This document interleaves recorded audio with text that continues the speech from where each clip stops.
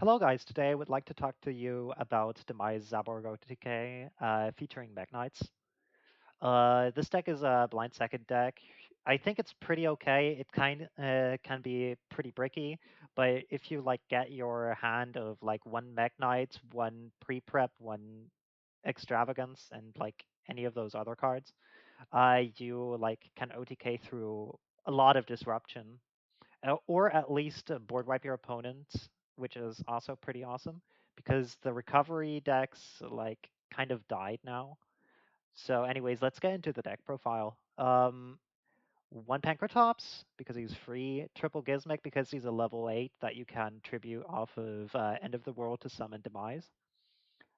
Two Candle, two Pensaplume, two Talismandra for the incantation engine because they search all the valuable targets.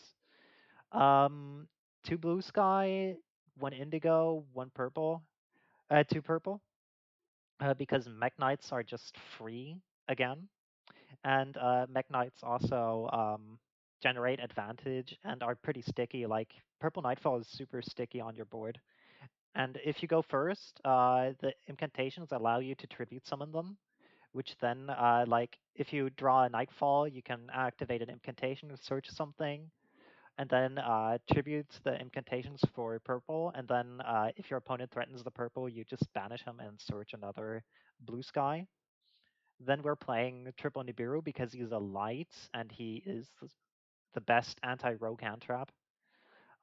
He just nukes the board, of course, and he generates a token on your opponent's board, which is light and level 11, which is ridiculous for our next card, Zaborg. Zaborg, if you tribute summon him, he pops one monster on the field, and if you pop the light monster, both players send monsters from their extra deck to the graveyard equal to the level of the destroyed card. So if you like pop himself, you send 8 cards, and if you pop Nibiru, the Nibiru token, you send 11 cards, which is ridiculous.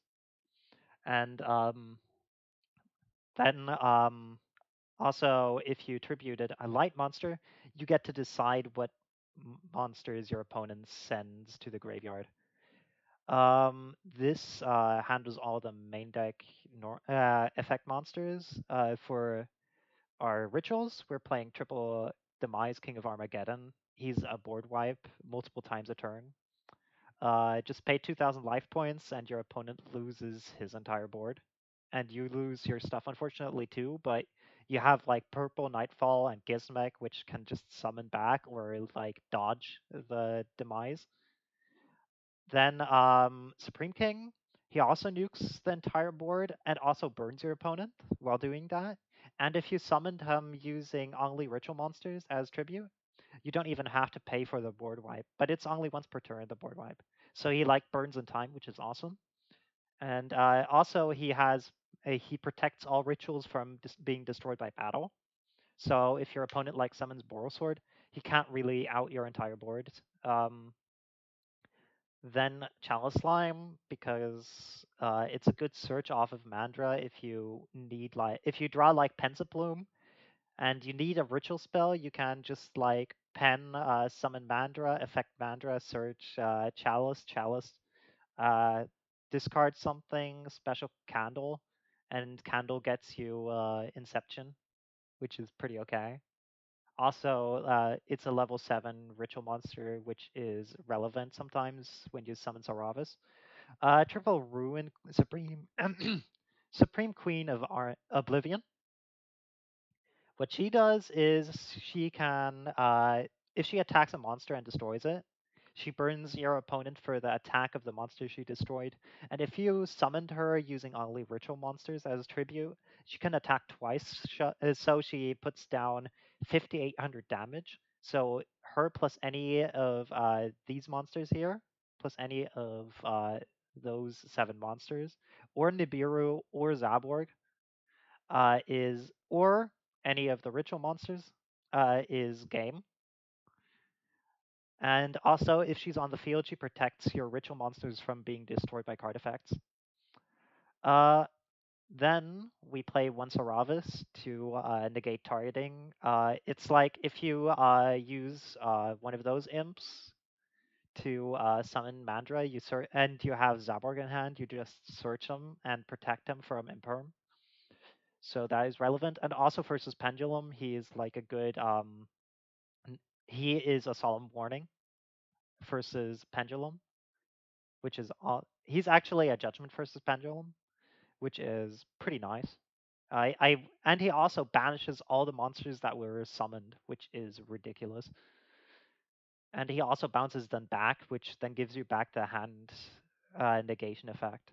Then for the ritual spells, we play one Cycle of the World and triple End.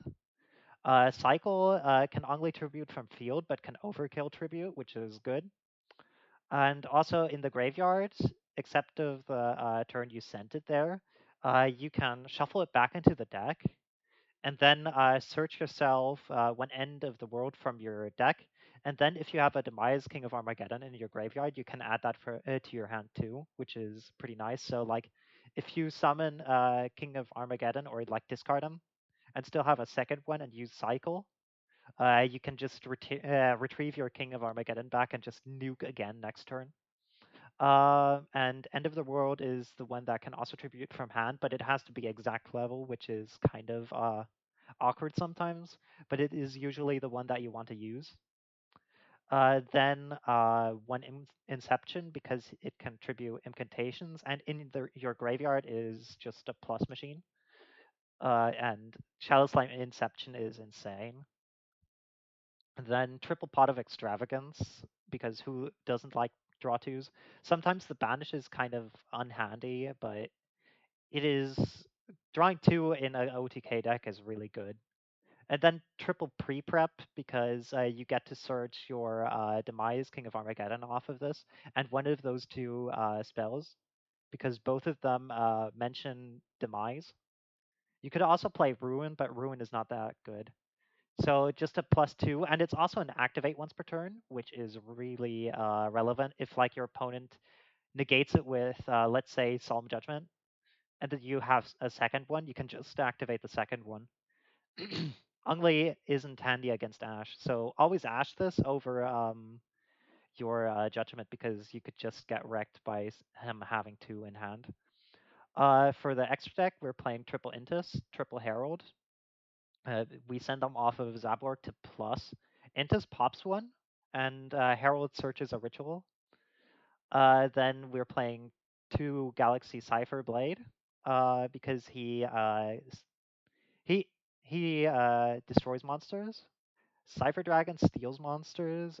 Photon Armor, full armor destroys again a card, and we're playing triple Hope Harbinger, just in case your opponent survives somehow, and then you just like negate the spell that he activates. So if your opponent like top deck duality or desires, you just negate that, because usually your opponent like overcommits and then he cannot really play. And also it's just a 3000, which you can summon. You could also play Dingirsu here. Like, you don't need the full armor, and just play Dingirsu instead, because Dingirsu sends stuff and it outs really yeah, it outs stuff, which is good. But anyways, this is the deck. It is mostly like OTK. Let's do some test hands and show you how it looks like. Unfortunately, it's somehow a little bit bricky, but it is like really strong. Okay, so speaking about insane hands, this is not one. But if you resolve a Nibiru here, so let's say your opponent overcommitted, you get the Nibiru and your opponent gets the token. Then main phase, you get the Extravagance. So like if you play against a hero player, he should usually be wrecked by this time. So now we got pre-prep, which is awesome. So we can like pre-prep now into our End of the World and our second Demise. Then let's check the extra deck, what we banished. Unfortunately, we banished two Heralds and two Inns, which is sad. But anyways, because we have the token there, what we can do is pretty stupid. So we can now attempt to end of the world here, and then special the Demise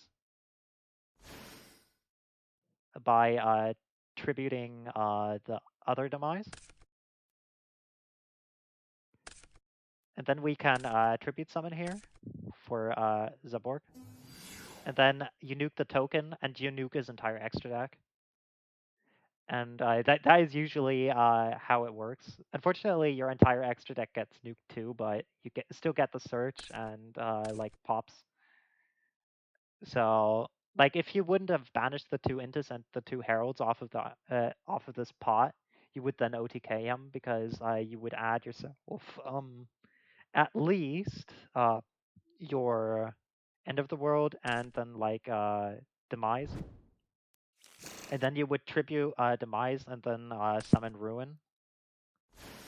And then like OTK. But in this case, actually, what we can do, because we drew Inception, is we can search ourselves Chalice Slime instead.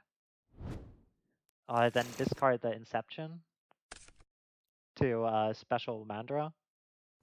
Mandra searches us this. Then we can use Inception to get back itself and summon a candle. And then we get ourselves the end of the world. And then you can end of the world into Ruin. So this does the same thing again. Also, this is why Inception combo is insane. And then you just like punch directly for 2 times. And then like attack. And then that should be a game. That is 8,600 damage, which is awesome. So this is how the deck works. If you're interested in me doing more of these Dueling Book profiles, because I unfortunately do not own all the cards that I play with here on Dueling Book, but it's for example, I don't own the Mekk Knights right now. If I would have had the Mekk Knights, I would have done this profile IRL. But oh well. This is the deck. I think it's pretty interesting. It's also pretty viable to play against Guru with this because you can play through their negates. The only thing this deck really struggles with is like protection. Like if your opponent has anything that cannot be destroyed by card effects, it's kind of awful. It's really awful to play against that. It's like yeah, really weird. So anyways, this is the deck. I hope you like this. Wait for more deck profiles on the new meta and everything. So see ya, guys.